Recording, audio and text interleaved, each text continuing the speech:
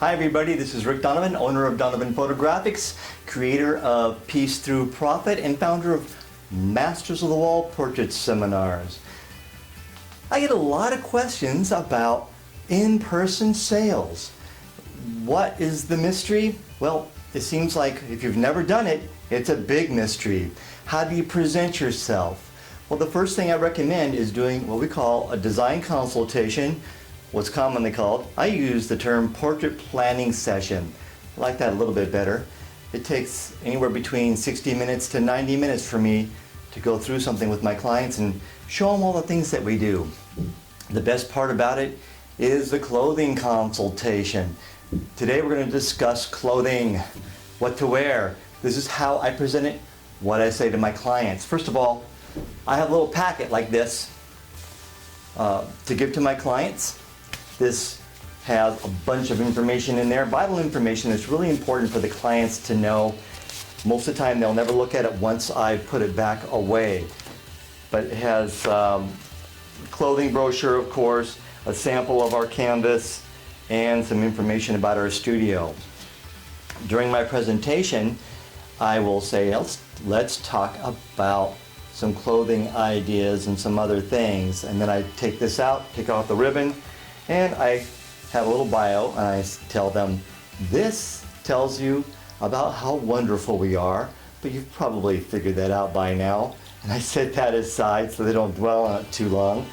And I have a brochure here that talks about the 27 steps that a portrait goes through before it's worthy of being displayed in their home. And I take this part rather seriously because there are so few photographers who will do this and take this kind of time to make a canvas image.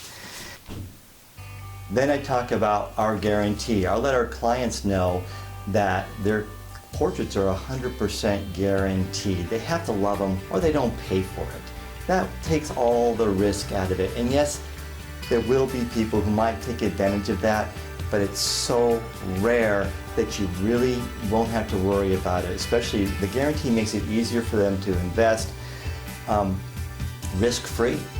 So you'll get a lot more clients with a guarantee than you'll ever have to refund. So there's the kicker. Then I go over our policies. I let them know these words are key, okay? This is a $1 million policy here, basically. I let our clients know that all of our images are no proofs, and there's nothing online. Nothing leaves our studio except for our very finest work.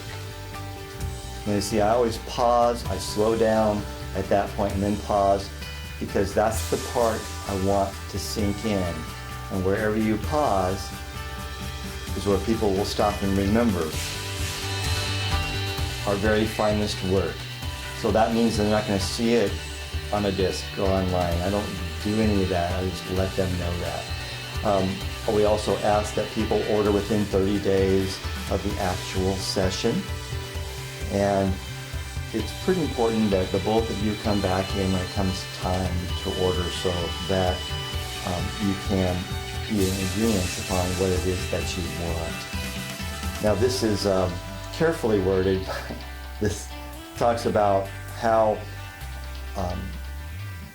we want them to come back in at a certain amount of time, and they're expected to order at that time. So we're just trying to clarify that for the clients so that there are no misunderstandings later on. We have very, very few misunderstandings. The time to handle the objection is before it comes up. So they can't say, gee, I didn't know. So I have a little sample of a canvas. Ever wonder what to do with those old canvases laying around and has a hole in it? That's what happened to this. I took this, cut it up into little pieces of 30 by 40, and I put some in our little PPS packets here so people can see it. I hand it to them. I want them to feel it. It's not a regular canvas. It's not what you see at Costco or some other places. It is a really nice heavy-duty canvas, coated front and back. There's a lot of care that goes into it.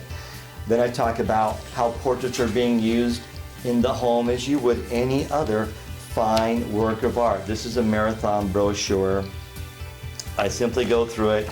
I don't tell them these are my images. I don't tell them that they are not my images. I don't think it really matters at all. Can you imagine anything better than this in your home? And I'm kind of showing it to them, but I don't want them to grab it because then they start to read and they can't hear me if they're reading as well. I just describe how these portraits are being used and where they're being used in people's homes.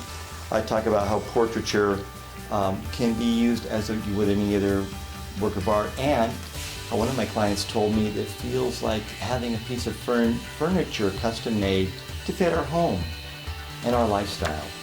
I use the word furniture, got that from Ken Wedmeyer. And then I talk about home decorating. I say, who's the decorator in your home? And they'll either say me or my husband and wife, whatever. I said, this is good nighttime reading stuff. It doesn't apply to just portraiture. It's good information about decorating your home. Now I'm saving the best for last. Notice I don't have them sign any contracts or anything like that. Been doing this for 37 years, have not had to do that. There's a big push in this industry to have these huge, lengthy contracts. Give me a break. Okay? They're not buying a new home. They're investing in wall portraiture, and if they don't want it, what's a contract going to do? Anyway, just my opinion. I can go into depth on that in another video, but for right now, we'll get to the clothing. Another brochure from Marathon, mini brochure. I say, here's how I start off. What you wear is going to make a huge difference as to how you feel about your portraits. And it's true. What they wear will affect how they feel about it. You should like your portrait more, but not even know why. The philosophy behind that is when they're looking at their portraits for the first time, they get this really nice warm feeling because there's a cohesiveness, but they're not seeing the clothes. The clothes shouldn't jump out at you. It's not something that you see right off the bat, and that's the idea. Dressing individually is very different than you would dress corporately or in a group like this. Now they're all dressed exactly the same, but you don't have to do that. In fact, I don't even recommend that. Here are some examples. Solid colors really photograph best. Stripes, prints, plaids, paisleys, patterns of any kind, not so good. Stay with solid colors. Also, you want to choose clothes that are classic and timeless, so you won't be able to tell what year it was taken based on the style that month. You want the clothes to last forever because it'll be on your wall forever. Also, long sleeves look better than short sleeves do, at least for adults.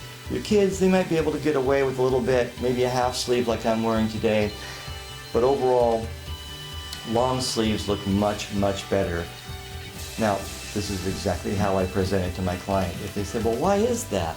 I go, the skin area of the arm, and I circle the arm, will become greater than the skin area of the face and thereby competing with the face.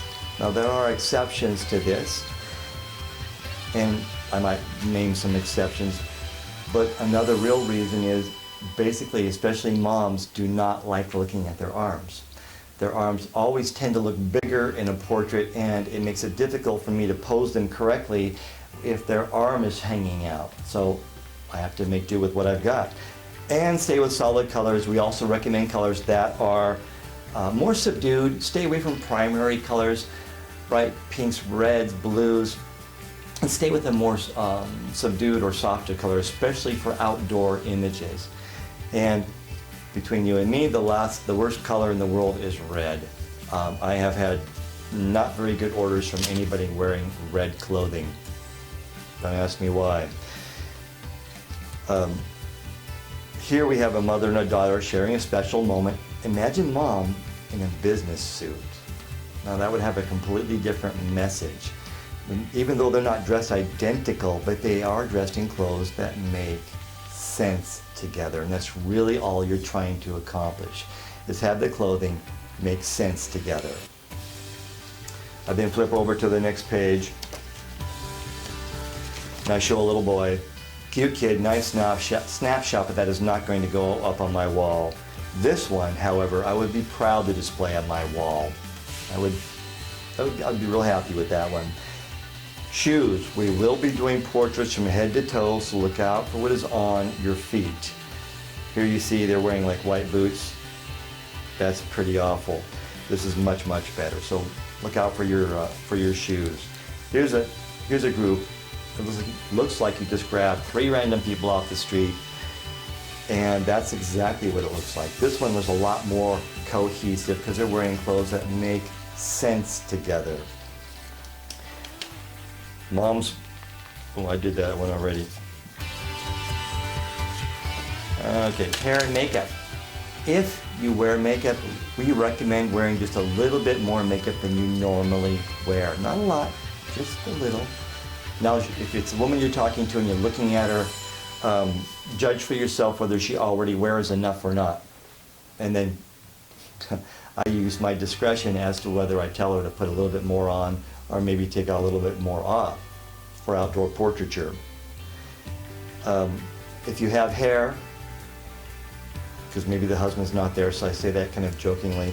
If you have hair, wear your hair the way you always do. Don't try anything new or different. Stick with what you know works, the tried and the true.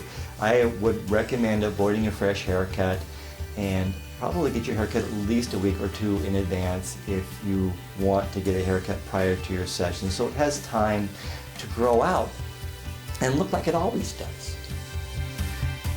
This is the most important thing right here. And what I do is I circle it and I put little X's through it and little arrows. If you forget everything we've talked about today and do this one thing, this will make all the difference in the world. Take the clothes that you want everyone to wear and just lay them out in your own home, maybe in the room that you want to display your portrait. Lay the clothes out, stand back, and take a look. I've actually done this, and it really, really works. This is a very powerful and easy to use tool. It's also a license to go shopping, so have fun with that. And if you do go shopping, take the clothes you already have and you already like with you and into the store, because the lighting is going to be different there than it will be in your home. And you want that lighting to be the same so your clothes will look more cohesive, so you're not shocked at how different they look at home than they did in the store. If you get stuck or have any problems, do not hesitate to call me. I'll be here for you. I can talk about your clothes over the phone. You can email them to me, take a photo, send it to me. I'll be happy to go over your clothing. So this is supposed to be stress relieving, not stress causing. So if you have any issues, please, please do not hesitate to call me. Okay? There's your homework. Then I just go over some ideas. I just repeat everything I just said. Then I set the appointment date and time. It's just to recap, it's really easy. That's the clothing in a nutshell, or my clothing brochure, the final part of my portrait planning session. If you have any questions, just review this. Hopefully this will work out really, really well for you.